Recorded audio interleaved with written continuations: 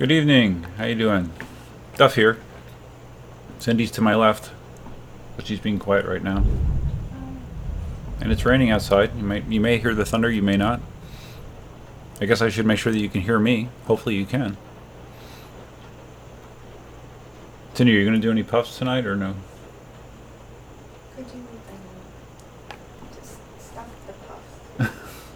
Cindy's sensitive about puffs now for some reason. It's just not everybody's business. Oh, okay. No more puff talk.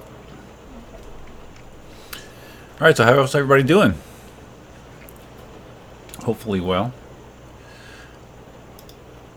I kind of rushed in here with about 10 minutes to go and threw everything up. I actually have the conventional full green screen behind me this week. I wasn't real pleased with the fuzziness with the using the software only green screen. So yeah, we have the physical green screen set up tonight. Not that you care, but yeah, it's there. Did you get it up quick? What's that? You got it up quick, though. You did. I did. Yes, you're right. Good job. So Clay just got off the Greenway. It was dry. Oh yeah. It started raining. Cindy and I actually were out on. She was on her Dualtron and I was on the 18L. We wanted to ride around here, just looking for potential houses around here that were possibly for sale. And we made it to our first street. Looked at one house, and it started to rain. And by the time and thankfully it was only one block down the street.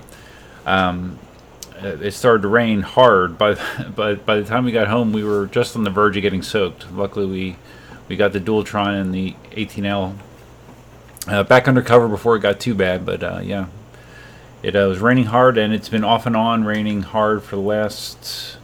How long? An hour and a half? 2 hours? Hour and a half at least. You didn't do the chicks yet, right? No, Okay. but I'll go. Well, I can do them later. It doesn't I have matter. a raincoat. I'm not afraid of water. Well, the doors will close. It doesn't matter. Whatever.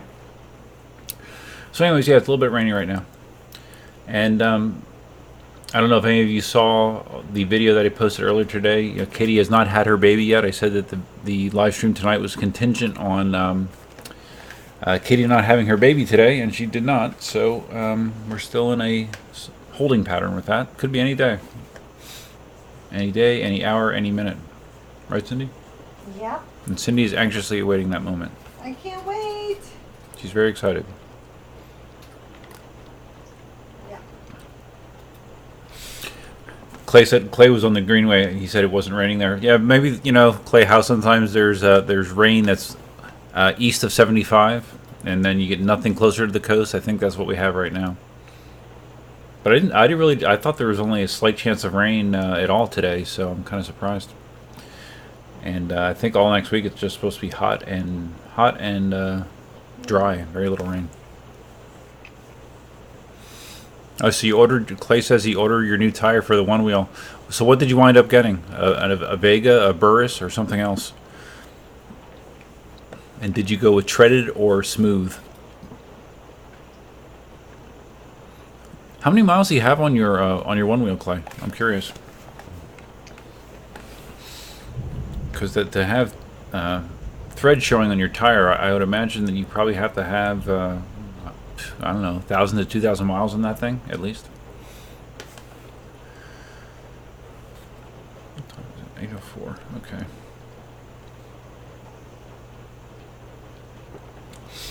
I'm sorry I have the same Ninebot 1 training series videos playing. I didn't have time to switch it up to something else, but it's always comical to watch me struggle on the Ninebot 1. Today I had the Monster out. Again, if you did not see today's video, I had the Monster out, and it was a nice ride to Dunkin' Donuts. Performed very well. It's the first time I had the Monster out in a long time. Like I mentioned in the video, the only thing that I was surprised by was that the tire pressure was kind of low. And I put 35 pounds of pressure in there, and it seemed to hold it just fine, but I'm not quite sure why it would get that low. I would like to slime the tire on my Monster, but the way that the stem on the Monster is, it's a lot of the EUCs, they have an angle stem where the stem comes up and points at an angle, so you can kind of get better access to it. The Monster, because it's such a bigger tire, it has a conventional stem. That comes here's the wheel, here's the stem, it comes straight up. And the problem is I don't know that I can get a tool in there to take the stem out, or the valve core out, so I can slime it. I don't know. I'd have to try to get a little bit creative with that. It would have been smart for me to do it when I changed the flat, obviously, but I did not think ahead, unfortunately. So the monster still does not have slime in it, unfortunately. So Clay says you have just over 1,000 miles. Okay. I thought the tires last a little bit longer than that, but I guess it depends on the way you ride. Like if you're on the edge a lot, I've heard that it can make it wear out faster. I've heard of people actually reversing the tire to prevent that from wearing out so fast. My tire still seems 100% fine, but you do a lot more off-trail riding and stuff, and I'm sure that wears down the tire a lot faster. But it's cool. You went with the burst treaded. I heard a lot of people say they like that. I know that it has a more rounded surface, so it's a little bit more twitchy, but at the same time it's a little bit more responsive, which is also what they say about the pint tire, so which I'm supposed to be getting in a couple weeks. I don't think I'll have it by the next live stream, but soon thereafter I should have the pint in my hands, which would be cool. What's that? It wasn't a surprise? No, I mentioned it several times now. And I'm curious, Clay, if you'll notice the decreased range with the treaded tires that I've pretty much heard everyone say that they experience. Although it's hard to believe that it makes that much of a difference, but it's pretty significant, the range that they get with a treaded versus a flat tire.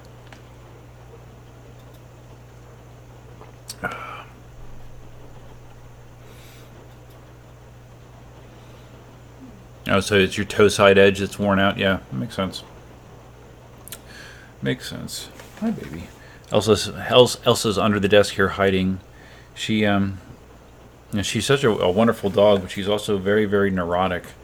And the simplest things freak her out. One of those things is wind and rain. When it's raining outside, she just wants to hide. She just wants to be in a safe place, and one of her favorite safe places is under my desk. So that's where she is residing. She won't eat when she's like this. She doesn't want to go outside to go to the bathroom. It's just the way she is. It's kind of weird. All right. So I am streaming on Twitch as well, and I see one person on Twitch. I bet it's Katie. I wonder if Katie's on Twitch.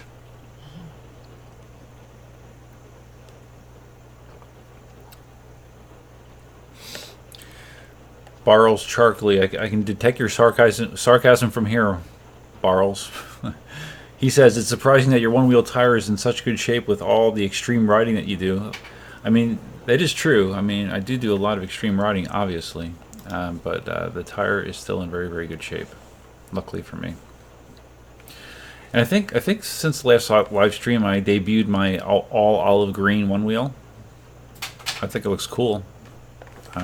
Clay, did you? I assume you saw my olive green color scheme on the one wheel. I like it. I think it looks good, and I'm glad I got everything. Even though it's expensive, I got everything from Future Motion. The bumpers and the side rails. It looks good. Looks good to have everything matched exactly instead of the half-ass way I had it before with colored bumpers and then vinyl wrap that wasn't the same color green on the rails. It looks much better now. Okay, I'm trying to think what else since we last spoke. I had the Tesla for a week. Now I've had the Tesla for 2 weeks. The Tesla's awesome. There's Cindy loves it too. Love it. She loves it. I did just post a video yesterday of a mod that I did where you pull the hubcaps, the aerodynamic hubcaps off, and underneath it are perfectly awesome alloy wheels, like dark gray alloy wheels, and with the color of my car, they look really, really good together. Let me see if I can get that picture of it up here. So I just posted one to Instagram, so it should be on Facebook, so I should be able to download it, and I should be able to keep talking to waste time before I do it. All right. Cindy and I, this afternoon, we went to go see John Wick, the third John Wick movie. If I was to give a review of John Wick in one word, it would be silly. It was definitely silly. Not something you need to see in a theater, in my opinion. I mean, you could rent it and enjoy it just as much. But we saw the first two, so we wanted to see this one as well. All right, Tesla with no hubcaps. There we go. That's what it looks like when you remove those aerodynamic hubcaps, and then Tesla sells a kit on their website that is a new center cap and then black lug nut covers. And I think it looks great, man. I really, really like it. And it was $50. Probably cost them $5. Oh no. But that's fine. Exception unknown software exception occurred in the application. So? I opened. Is that bad? No, it just means something is it's gonna close. It's gonna crash. Whatever. Crashed. Okay. Facebook crashed. Okay, let's close it. Close everything? Just close the browser and just restart it. So, anyways, yeah, got the new exposed alloy wheels. Liking that a lot. I've still been trying to get resolution with my steering wheel problem. The steering wheel misalignment. I had a remote tech come and take the Tesla to an alignment shop to fix the steering wheel misalignment. It was tilted this way. When I got it back, it was tilted this way. Less. It was tilted less, but it was still tilted. So now I'm going to be going to Dania Beach next Thursday, going cross state Dania Beach. They're going to hopefully fix the steering wheel misalignment for good, and they're also going to install the HomeLink kit that I bought off the Tesla site, which will add an integrated garage door opener, anything HomeLink related, but almost everybody uses it to open their garage door. So once they install that, you can actually have garage door opening be part of your configuration.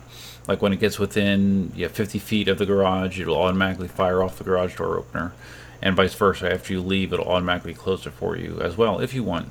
So that's cool. I got an estimate on my remedying the paint on the back hood area or back trunk area.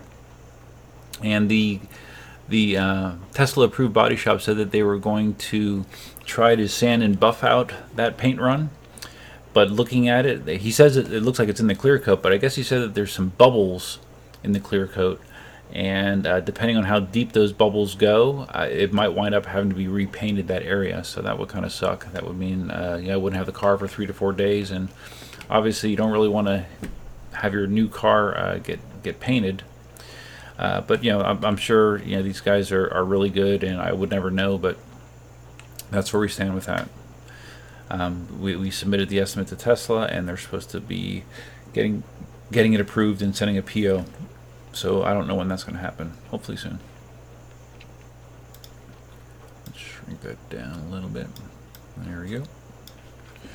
Other Tesla stuff. I've been doing a lot of autopilot driving, just to test it out, just to get a feel for it.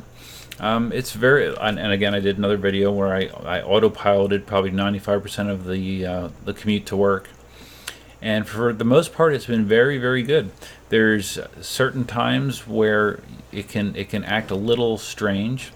One of the things I mentioned was when you have an area where you have like 2 lanes or 3 lanes condensing down, and when you have the road markers or the road lines, going in like this, it wants to, instead of splitting the difference, it wants to hug one side or the other, which can cause it to kind of like veer a little strangely at times. It also would it brakes harder than I normally would. It will not start braking until it's relatively close, and it's using regen most of the time. It's hardly ever touching the brakes actually. It's just using the regen on the motors to slow you down.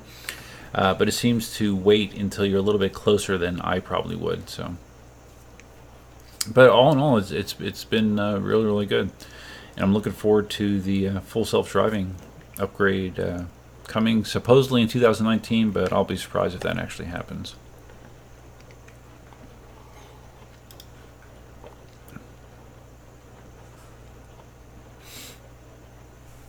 Clay says I just need some pro pads. Just need some pro pads for pro pads for the one wheel. I don't know, what are pro pads? Not sure.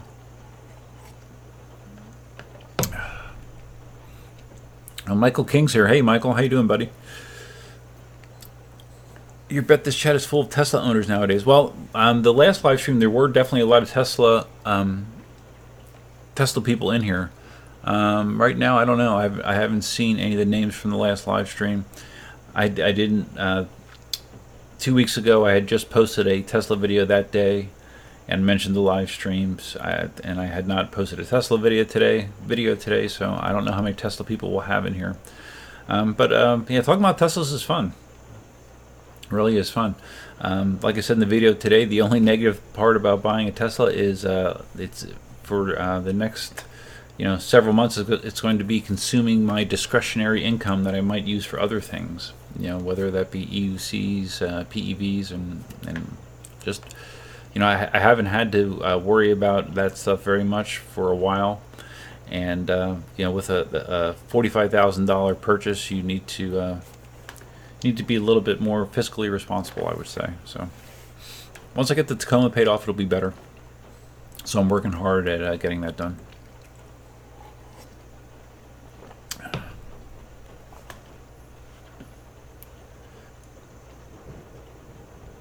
Clay says you just ordered some Pro Pads. It will replace your grip tape with softer stuff.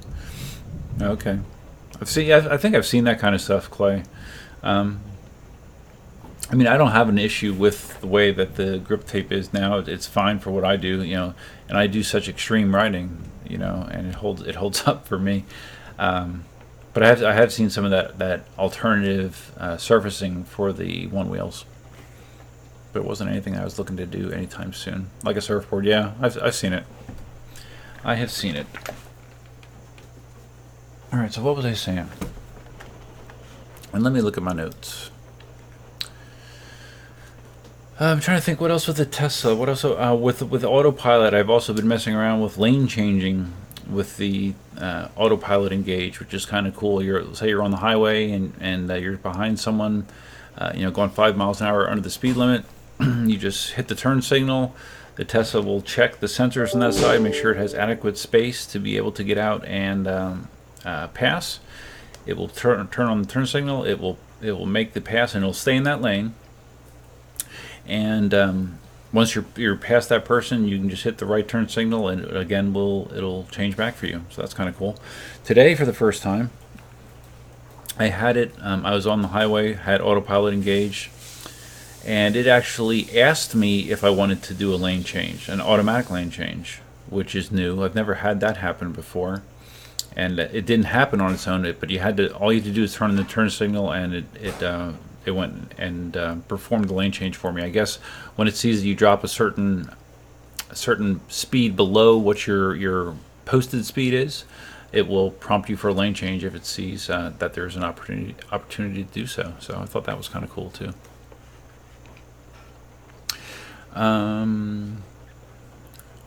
Did I mention? I lose track of what I talked about in the last live stream. Let me just double back here real quick. Real quick. Okay, yeah, I don't think I talked about that yet.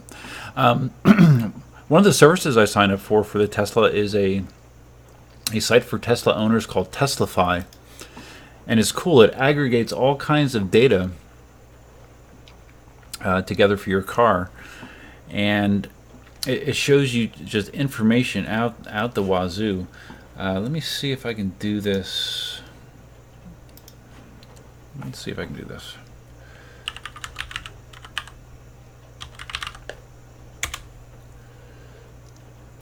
See if I can do a live demo of Teslafy. Oh, it's weird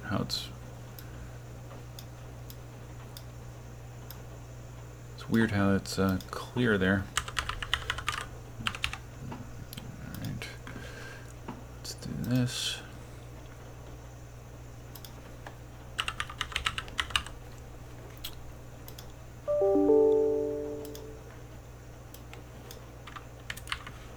Just bear with me 1 second.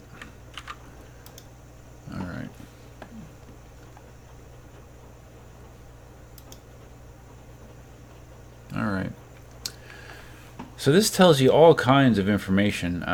Obviously up front you can see the immediate charge status, the rated range based on that charge, estimated range based on my driving habits. When you're driving a Tesla, the main stat that affects your range is your watt hour per mile usage. And if you can see here, I don't know how well can you see this.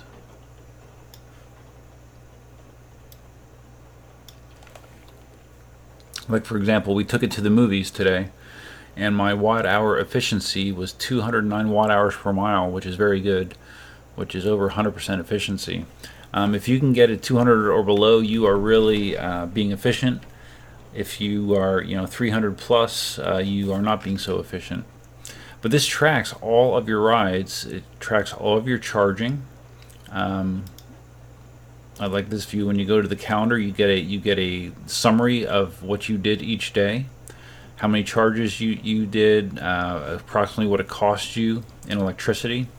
When you configure Teslafy, you put in what your electricity costs. It figures that out for you. It tells you your average watt hour per mile figure for that day. It's just tons and tons of data. For a geek like me, I find it very, very interesting just to see this kind of stuff. My top 10 destinations. Let's see.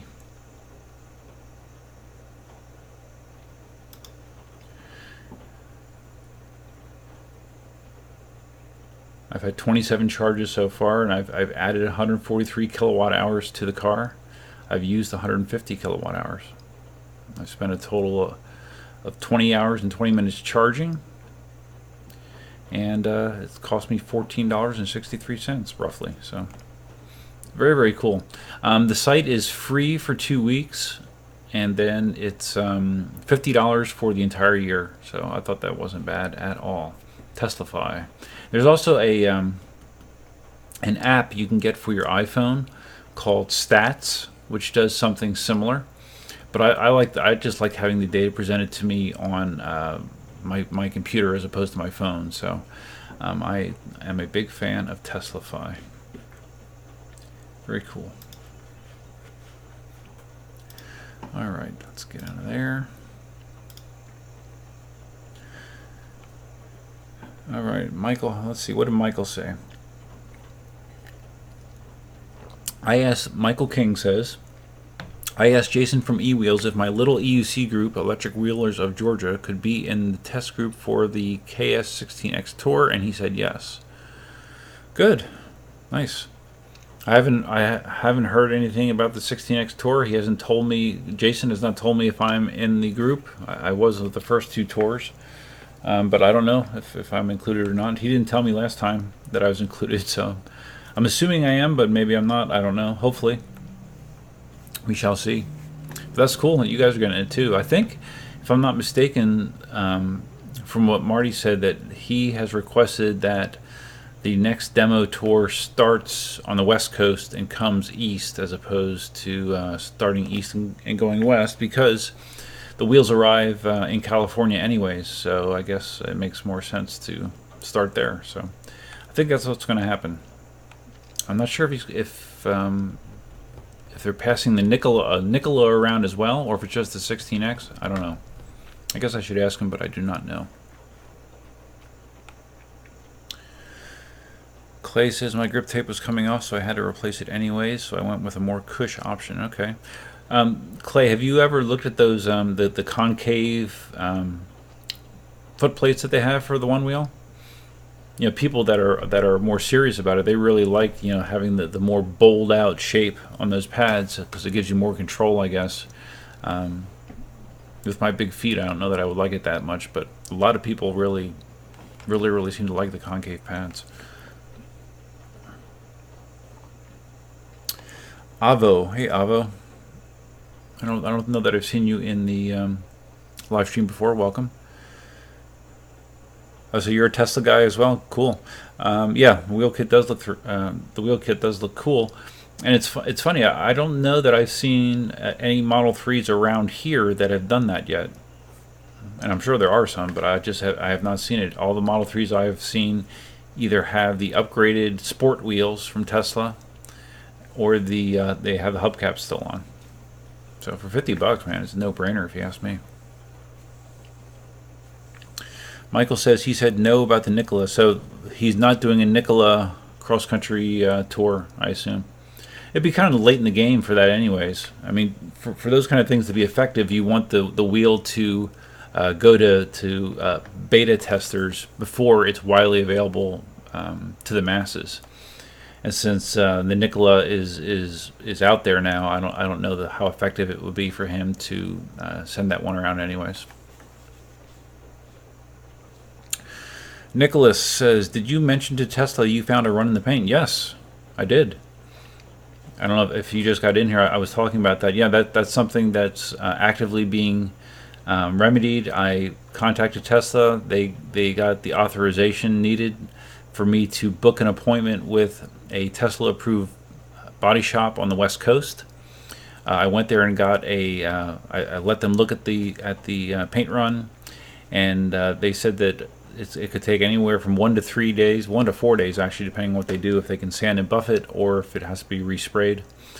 And all they're waiting for is a PO from the Dania Beach dealership, and once they do that, we will get it scheduled. So, but the guy at the paint shop, he kind of scratched his head. He had not seen such a blatant paint run like that before in a Tesla. So yeah, it was very surprising, but it should be fixed and brand new, or good as brand new, hopefully.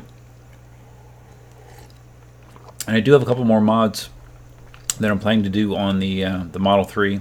There's a channel, it's called I1 Tesla, I guess, and one of the things that he's real big on is the mods to make the frunk and the trunk pop open. And basically doing that involves changing the struts. Well, on the frunk, it involves changing the struts, and also he has put a lower tension spring on the frunk, so it doesn't require such a huge downward force to lock it in place. It really does seem odd that it requires that much down force to lock. So he changed out the spring that controls that latch, and his now locks much easier. And with the higher power struts, when he pops the button, it goes up on its own. He did a similar mod in the back for his trunk. Again, changing the struts, but it also required the installation of two like helper springs, basically down low, that gives it a little bit of boost when it first pops, just to get it moving, so then the struts can take over. I got the struts sent to me, but the little springs evidently are really, really hard to get. I ordered them, but they're not supposed to be here until sometime in June, so who knows when that'll get done. But yeah, I'm trying to do both of those mods at some point. Oh yeah, no problem, Nicholas, no problem. Yeah, the two problems I've had with my Tesla, again, if you are not familiar with it, or you are, was the paint run and the misaligned steering wheel. The steering wheel should hopefully get fixed for good when I go to Dania Beach next Thursday. Yeah, I took Thursday and Friday off, and I have Monday off for Memorial Day weekend, so I have a nice 5-day weekend coming up. So I hope to get that done on Thursday, and then I'm thinking about trying to see if I can get in to get the windows tinted on Friday, because I mean, with the heat down here, window tint really makes a huge difference with how much radiant energy is coming in. I actually heard of some people that actually tinted the glass roof as well, even though it is heavily tinted. I guess they put tint on top of that to block even more heat. So I don't know. Maybe I'll talk to the tint place about that, see how much it costs. But if it's a lot of money, I don't know that I'd want to have the whole roof tinted, you know. Mr. Car Crazy, hey man, I remember you from well, you've been commenting on the videos, and I think you were in the last live stream as well. How you doing, bud? You're not that late. It's only 8:30. So Clay says he likes the idea of concave pads, but I'm not willing to pay the money that they want for them. Yeah, they are expensive, aren't they? And I think that's right. Future Motion just came out with their own. You know, it used to be like you would get that from a place like Craft and Ride, but Future Motion has their own pads for the back, I think, not for the front, but for the back, and they have different levels of curve to them depending on I guess what you want. But like anything from Future Motion, one wheel related, it is expensive. Expensive.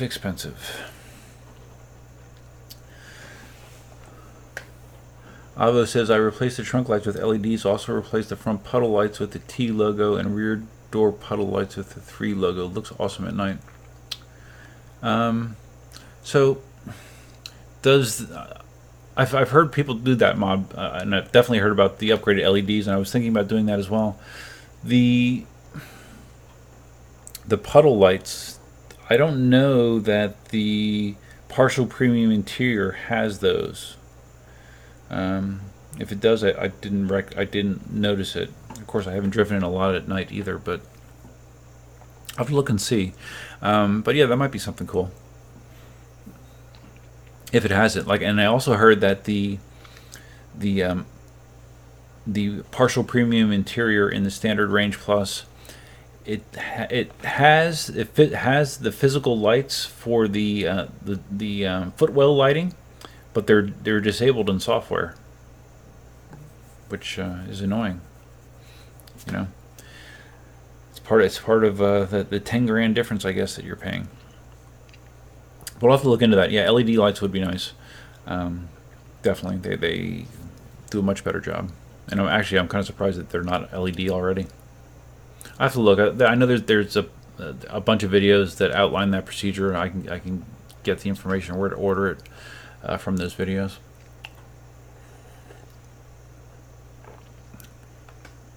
I think I've seen some people that change the front light as well, make it brighter. Nicholas asks, have I compared the watts per hour consumption with climate controls on and off? No, I have not, because I live in Florida, but I could, I guess. But I mean, even with AC on, a lot of times with my commute, I'm averaging like right around 200 or even slightly below 200, even with the AC going. I can always, if I look at the energy graph, you know, the first few minutes when it's trying to cool the interior, you can see a lot of energy being consumed, obviously, from the HVAC. But once it gets down to temperature, it's not bad at all. And when I watch videos, I see people saying that averaging 250 watt hours per mile is good. So the fact that I'm averaging closer to 200 most drives, that it makes me feel like I'm being efficient, I guess. And it's going to be interesting. I still have not supercharged my Tesla, but I might be doing it on Thursday. I figure I'm going to drive across, which will consume a good chunk of battery driving across the state, and then maybe supercharge over there and then head back. I have 1,000 free supercharging miles, so I might as well use them. And the supercharging experience seems pretty cool. So I'm looking forward to seeing how much juice I can get. They have different, depending on what equipment is at a supercharger. I mean, you can charge potentially as fast as 75 miles per 5 minutes, something like that. If you happen to go to the latest and greatest superchargers that can really, really push the amps. Avo says they just pop out. Yeah, I think Avo, I think I saw those light kits on RPM Tesla. I think they sell them. So maybe I'll look there. But I do have to see if I actually have puddle lights in that thing. Again, I probably have them, but they're probably turned off by a software, which that annoys me. So Avo, you have the dual motor long range. So you have the premium interior. So okay. So again, there's a possibility that stuff is turned off for me. Actually, I would be surprised if it's not. Though it really is dumb. To me, the $10,000 was really all about the bigger battery and dual motors, But for them to do stuff like just give you the dumbed down version of Google Maps and some of these little pissy things about like not being able to turn on the rear seat heaters and having some of the lights disabled, I think that's kind of shitty. it's not like a base model is a base model car. You know, it's a $45,000 vehicle. And as I've mentioned in a couple videos, I've had now 4 people that have actually used my referral code to buy Teslas, which is great. It's good. It's good for them, and it's great for me. You know, they get right now until the end of May, they get 5,000 free supercharging miles if they take delivery, and each time they use a referral, I get those miles as well. The only caveat is the miles expire in 6 months. But you do have the possibility of extending that time if you get another referral before they expire. Then all those miles get pushed ahead, and they continue to be valid. So it's kind of dumb. They've really cut back on the referral program at Tesla. They're much stingier about it than they used to be, which is unfortunate. Because really, I mean, Tesla could use some love right now. You know, look at their stock.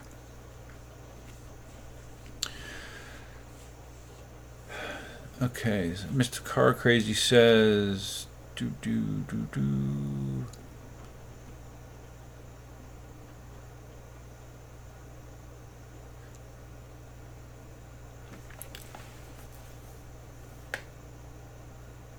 long range rear-wheel drive.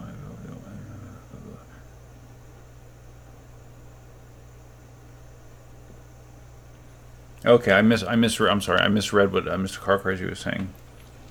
So you haven't bought a car yet. You're thinking about the long-range rear-wheel drive or the all-wheel drive, even though Tesla makes it a pain to order. Yeah, I'm sure that's a special order. It wouldn't be readily available. Mr. Car Crazy asks, how long after your purchase did it take for your miles to show up? I don't know. I don't know that they show up, really. Like, if you look in the app,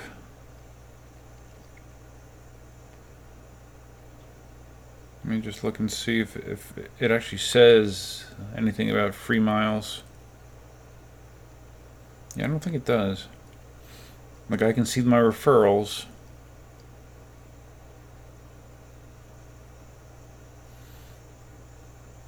But I'm assuming since I used someone else's referral code when I bought, and they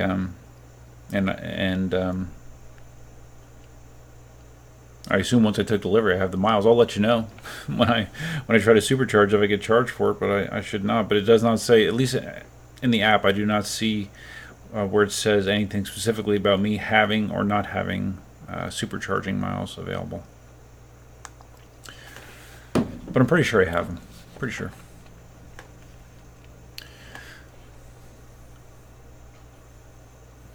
Oh, so Alva says you purchased 3 weeks ago and you're still waiting for your 1,000 free miles. Well, where are you looking for them? Like, where should they show up if you have them? Because I've seen people that did supercharging after buying the car, and it basically the way that they showed up was they went to charge and it said it cost $0. But again, maybe it is listed somewhere else that I'm not aware of. But if all these potential referrals go through, I would have 17,000 free supercharging miles, and that's probably more than I'll ever use in the life of the car. Okay, so Avo says when you log into your Tesla account via the web, it still shows pay per minute. All right, let me look and see what mine says. And that's interesting that you said pay per minute, because I was watching a video where someone was talking about supercharging. Depending on where you live, they bill it differently. Some of it is based on the kilowatts used, and some places do it based on time. Why there's a difference, I don't know. I'm not sure. Alright, so I'm signing in.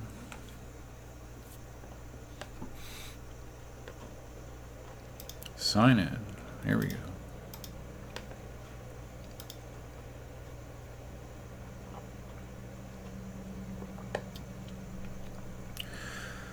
Okay. It says 4 friends ordered. Where do you see the part about paying for your supercharging? I don't know. I don't see where that is.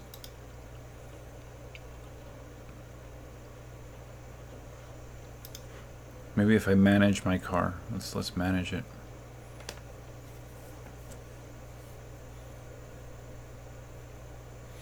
It shows my service appointment.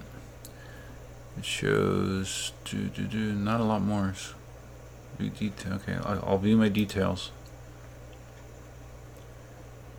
Okay, I see where you're talking about. It does say pay per use supercharging. Yeah, that would kind of suck.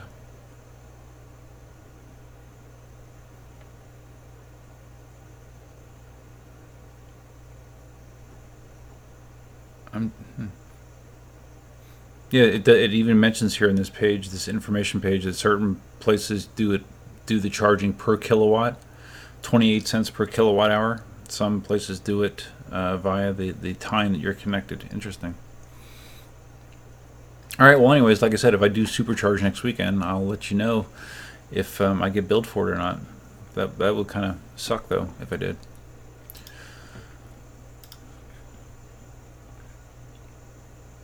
You're in the Boston area. Okay.